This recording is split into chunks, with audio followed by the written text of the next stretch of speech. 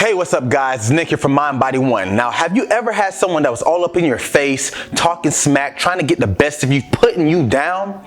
Well, you may have been suffering from something called sledging. Now, you're wondering, what's sledging? Well, basically, sledging is just a fancy term for trash talk. Now, the term sledging actually originated in the sport of cricket, where they would actually taunt the batter by saying insults, making fun of them, their family, their wives, how they look, how they play, just for the chance to make them lose focus and miss the at-bat. Now, obviously, you see trash talk takes place in so many other sports. Some of the best in the world is Michael Jordan, Muhammad Ali, Mike Tyson, Floyd Mayweather, Conor McGregor. The list goes on. But sometimes sledging or trash talk helps you and you win.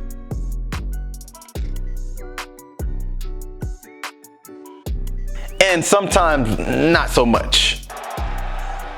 He's done here. This is it for him. This is the end of the road. But no matter how you slice it, sledging is going to happen. People are going to talk smack, and the goal is to get inside of your head. And granted, here at Mind Body One, our goal is to train you mentally from all aspects, and we want to make sure this can be reduced. One of the reasons trash talk or sledging gets under our skin is because something called emotional regulation. This is basically the ability to take real-time information and process it and know not to act on impulse, instinct, or emotion. Because usually when we get put in a fight or flight or stress response mode, it's quick, irrational behaviors. But as humans, our prefrontal cortex was designed to be able to override this. But unfortunately, in that stress or fight or flight mode, we go back to our primal instincts. Now, this is not a bad thing, because sometimes that fight or flight mode saves us, and it can even get us a better performance if it's in a sport. But sometimes it could be the bad thing. But the goal is, can we control this to the best of our abilities so we can know, should we just go on instinct or should we hold back? Now, doing these drills will allow you to do this. So emotional regulation is a skill you can actually train by putting yourself in more higher stress situations that have more variables going on to overwhelm you, so you can calm it down and focus at the main task at hand. Now, the thing about sledging or trash talk is people don't train for it, and you're like, how do I train for it? Now, it seems obvious.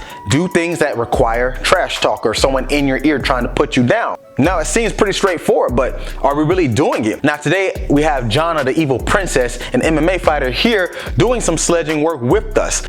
Now, she's going to do it by doing a task called a numerical stroop. Now, what happens with the numerical stroop is going to show numbers that are incongruent to the numeral that's shown. For example, it might show the numeral 7 3 different times on the screen at once. So you see 3 sevens on the screen, so you wouldn't say 777 or 777, you would say 3, because it's the actual digit amount we want. We don't care about what the actual numeral is. If you're familiar with the original stroop effect, it's when the color is incongruent with the word. So the same concept with the numerical stroop is the numeral is incongruent to the amount of digits on the screen. So what she's gonna do, she's gonna call out the total amount of digits on the screen.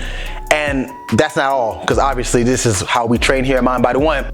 She's gonna have 4 peripheral lights that she's gonna have to react to. Now, we'll measure how fast she reacts to each peripheral light while simultaneously calling out loud the stroop digits. Now, since I said this is a sledging drill, where does it come in? So she's gonna have headphones on with my voice talking junk to her as she's trying to do the drill. Now, the thing is, she's gonna be focusing on the main objective, which is the numerical stroop task and the fit light reaction.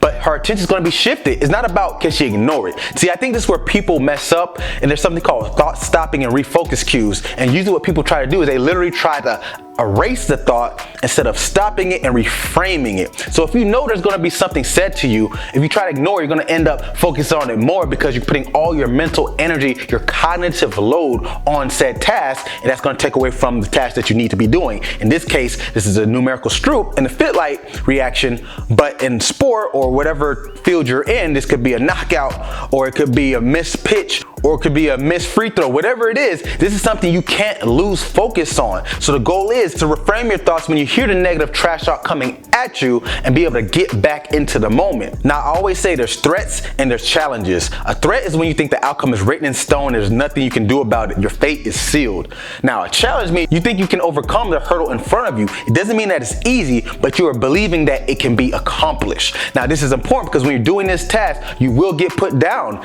through life, through sport, through your performances. So we need to train these things. 3, 4,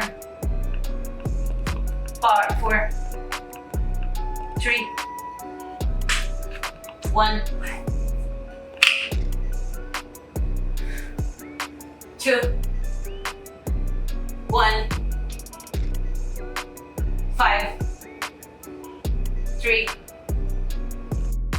Now I gotta try better than that. Think that's really gonna cut it? You really think you can do this? Man, please, nah. That's a joke. You really think you can keep up with me? Nah, you can't even come close. This is pathetic. This is pitiful. Man, you need to step your game up. Nah, just give up.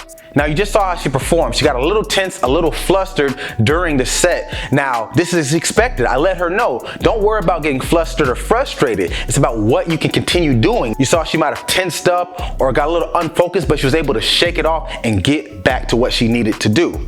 Now the thing about trash talk depends on the person. There's been studies that show there's correlations with working memory capacity and extroversion, those who handle sledging or trash talk better, because when you talk about someone with high working memory, this is an executive function that allows us to take in information real time and be able to utilize it in the moment. Now, this is important because if I want to regulate my emotions, I'm able to take in what's happening and then rationalize what I should do next versus just going on impulse and acting off of instinct and emotion and messing up, because this could leave you out to dry. So this is why people who score high on working memory and other executive functioning tasks tend to be better with handling this pressure. Now, you can see in this task that she's simultaneously working on executive functions with the numerical Stroop, but also having to focus on the mental skills of stopping and reframing her thoughts with the trash talk that I'm doing in her ears. She has the headphones on and she's hearing me in real time. So this task involves literally all the aspects that you would see with trash talk in the field, but we're simulating here so she can practice, get acclimated to it, because that's what it's all about. It's not about being perfect. It's about being familiar, because when it happens, you're going to revert to your default mode of practice.